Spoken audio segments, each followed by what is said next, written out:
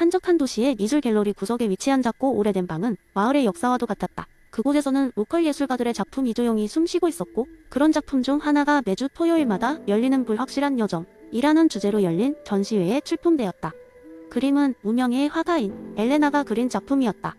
엘레나는 그녀만의 독특한 시각을 통해 일상의 순간을 포착했으며, 그녀의 작품은 언제나 보이지 않는 사건을 다루었다. 하지만 그 주 토요일 갤러리에서는 전례 없는 일이 벌어졌다.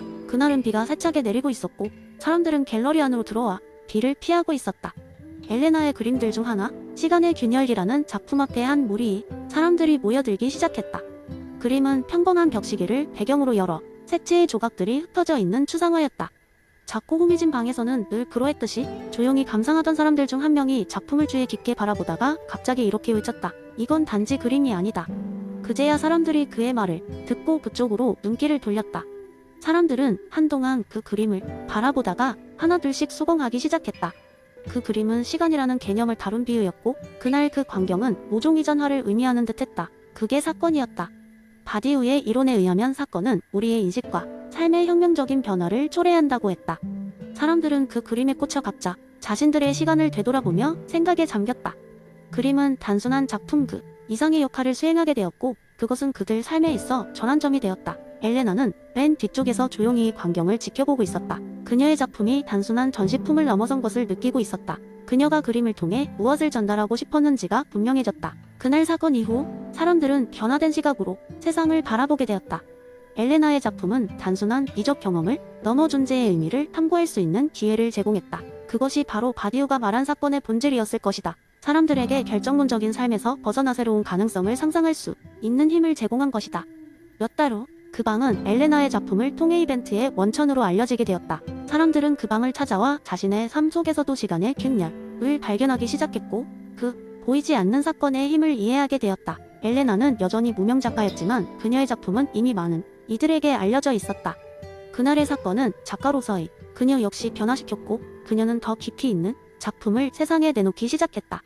결국 그 작은 방에서 발생한 사건은 사람들에게 새로운 통찰과 함께 삶의 불확실성을 어떻게 받아들일지를 생각하게 했고, 그것은 곧 그들의 삶 깊숙이 영향을 미치게 되었다. 그 사건은 예술적 영역 안에서 새로운 가능성을 열어주는 그의 가르침을 대변하게 되었으며, 이를 통해 사람들은 자신들의 삶에 새로운 의미를 부여하고자 노력하게 되었다.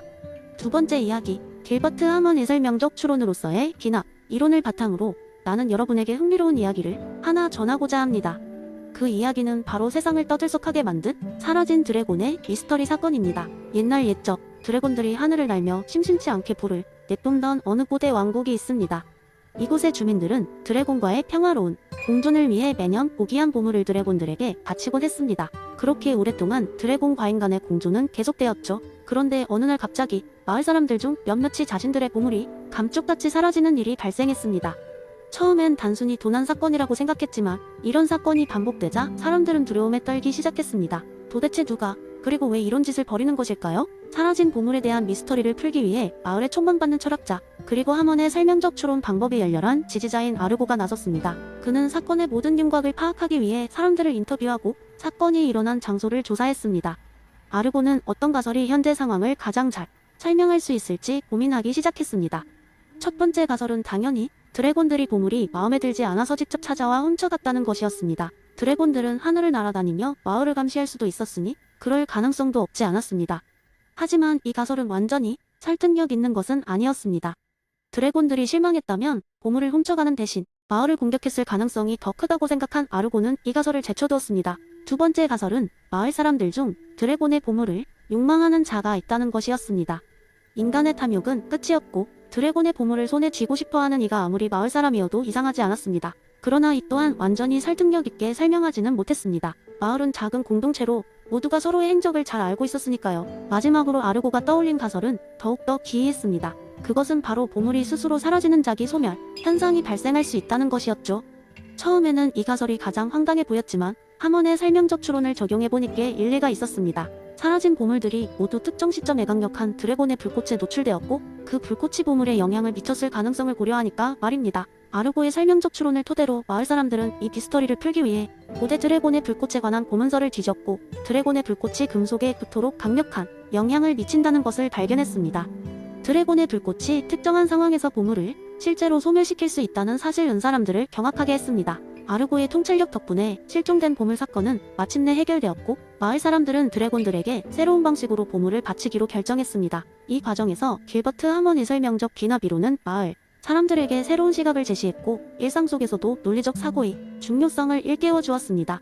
이렇듯 철학적인 이론은 우리가 일상에서 마주치는 미스터리를 푸는 데에도 큰 역할을 할 수 있습니다. 앞으로 어떤 불가사의한 사건이 발생하더라도 여러분도 하몬의 방법을 쓴다면 극적인 해결책을 찾을 수 있을 것입니다.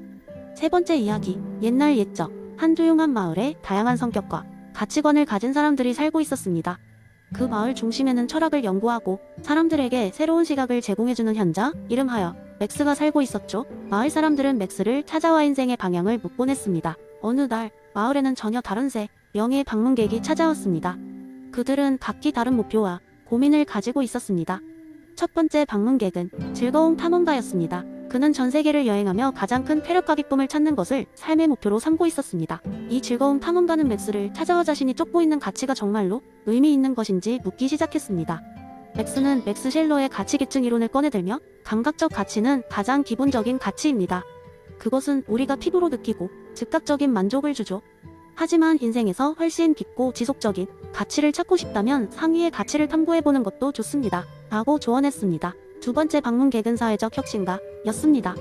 그는 사회적 문제를 해결하는데 큰 열정을 가진 인물로서 마을의 삶을 더 나은 방향으로 변화시키고자 했습니다. 사회적 혁신가는 맥스에게 물었습니다.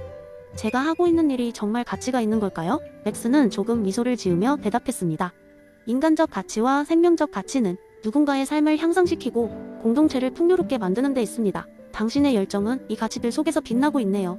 하지만 기억하세요. 가끔은 당신 자신과 타인을 위해 정서적 가치를 채우는 시간이 필요합니다. 마지막으로 세 번째 방문객은 영적 탐구자였습니다. 그는 삶의 궁극적인 의미를 찾으려는 사람으로 정기적으로 명상하고 깊은 사유에 잠기는 사람이었습니다.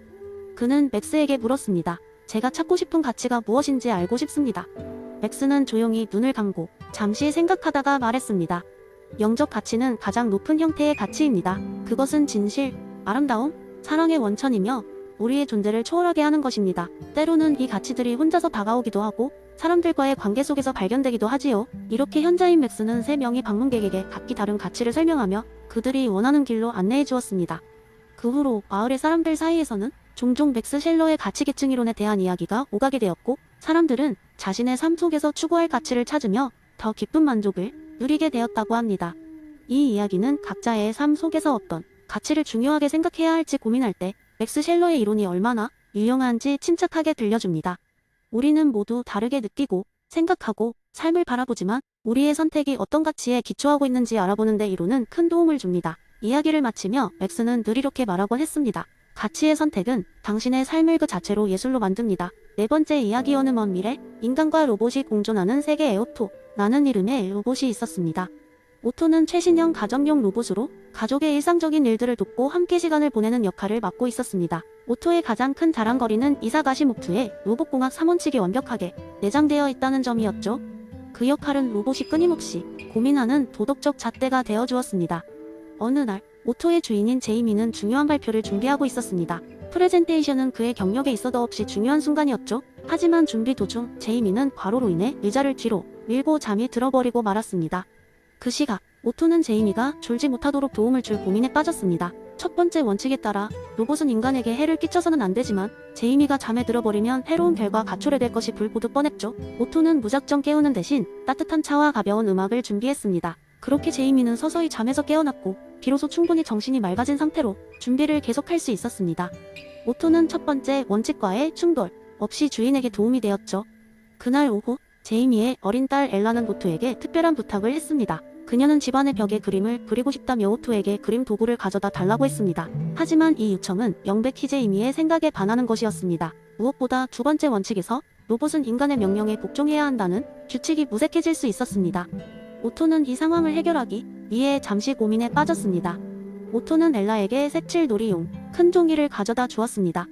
마치 벽에 직접 그리는 듯한 효과를 주는 새로운 방법을 제안함으로써 세부적으로 주어진 명령을 유연하게 해석하여 두 번째 원칙을 준수하면서도 가족 모두가 만족할 수 있도록 도와주었죠. 그날 저녁 오토는 이상한 전자음이 들려오는 것을 감지했습니다.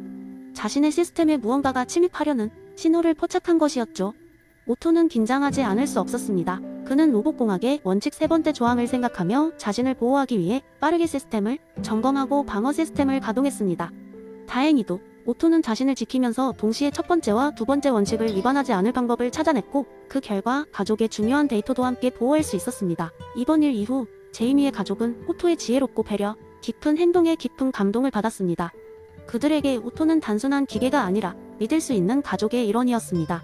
이 이야기를 통해 우리는 기술이 얼마나 인간적일 수 있는가를 되새겨볼 수 있었죠. 로봇공학의 3원칙은 단순히 로봇의 윤리를 넘어서 인간과 기술의 이상적인 공존을 꿈꾸게 만드는 기초가 될 수 있었습니다.